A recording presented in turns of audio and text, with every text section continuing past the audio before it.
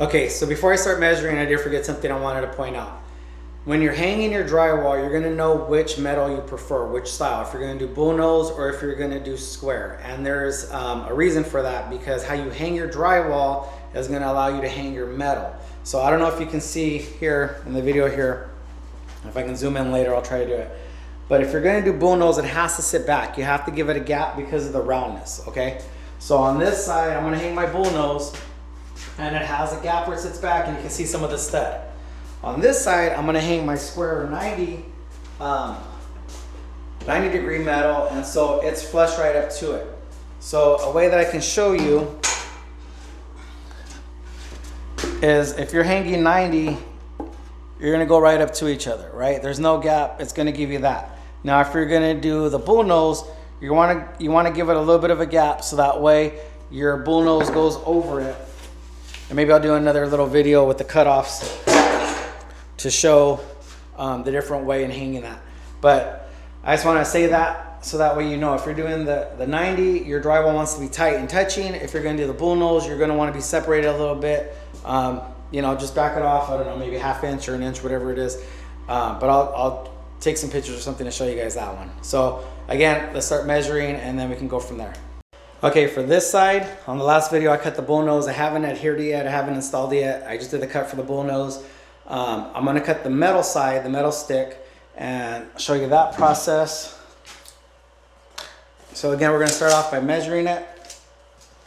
I'm gonna use the bottom of my measuring tape here to hook onto my drywall on the bottom, because my drywall is a ½ inch off the floor. We talked about why that needs to be a ½ inch off the floor in another video. Coming up, I'm at about, I'm gonna call it 86.5. So I'm gonna grab my metal stick here. Again, this is my preferred method of metal when I use it. I said 86.5, so I have it on there.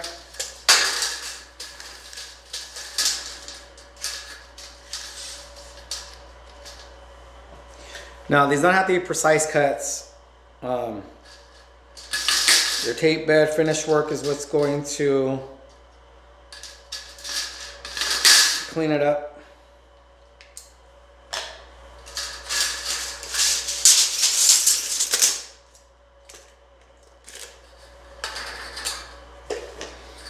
If you don't cut all the way through, you can just bend it, twist it, it'll come off, right? Okay, now here's the next trick. You can easily, if you're at the top right, you can just kind of sit it on top. But what I like to do is I like to cut these angles, right? So that way it sits better. So let's see if I can turn this, turn that up a little bit.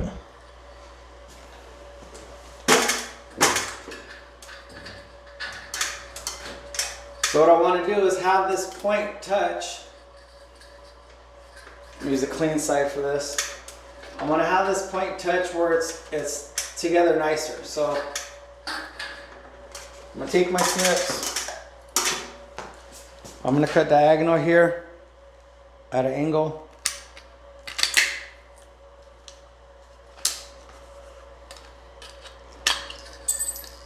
Same thing here.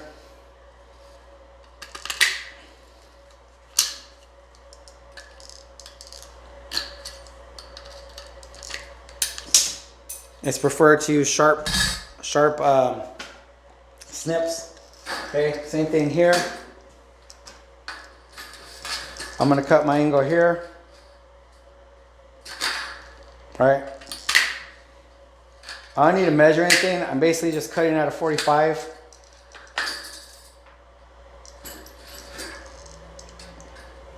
All right, just cutting at a 45.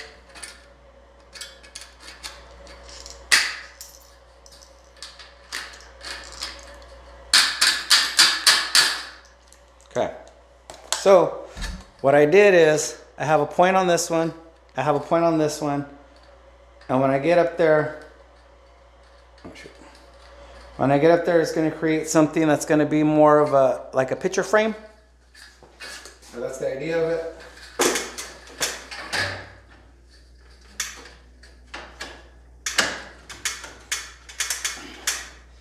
So those two tips are going to touch, and we're going to mud all this in.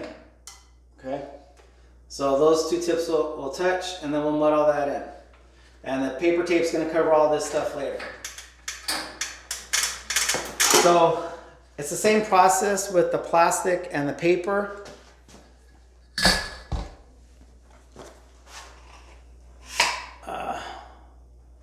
I'm going to use these for the outsides. I don't know. Maybe I'm going to either use it for the outside or I'm going to use it for the this top piece. We'll see. But either way, it's the same deal.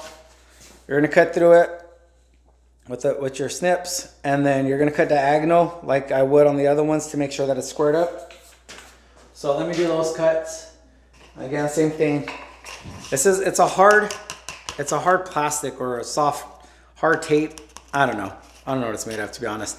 But it's durable. I do like it. This part is rigid right here, which gives you that good stability for the corner.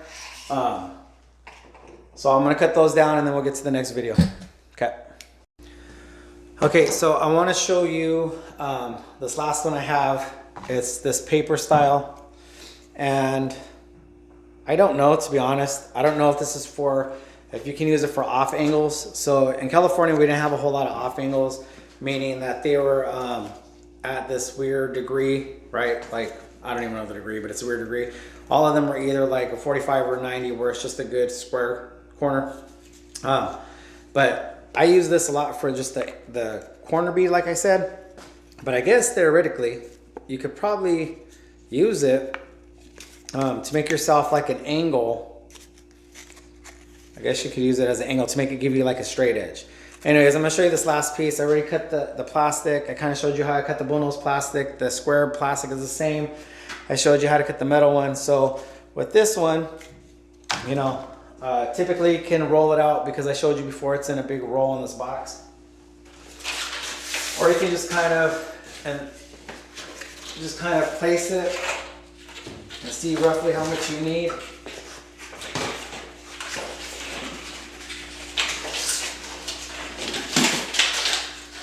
You're just gonna cut it, right? Just gonna cut it, and then you're gonna crease it.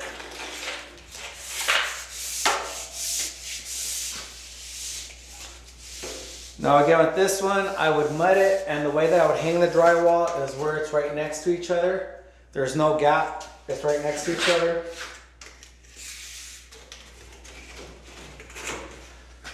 And when we mud it, it's just gonna give you a corner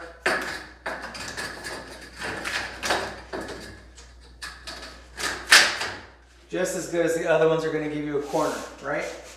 Obviously it's a little bit loose right now because I don't have anything holding it, but it's gonna act just the same way and give you a hard edge corner, just like you would with the metal. So this is what I use in the jam. If I didn't realize that I needed metal, or I forgot to bring a stick or something, or I miscount it, I'll use this. It works really good. It fits, takes up no room at all. So that's that last one. So let's get to the next one where I'm gonna start installing these or adhering them to the wall.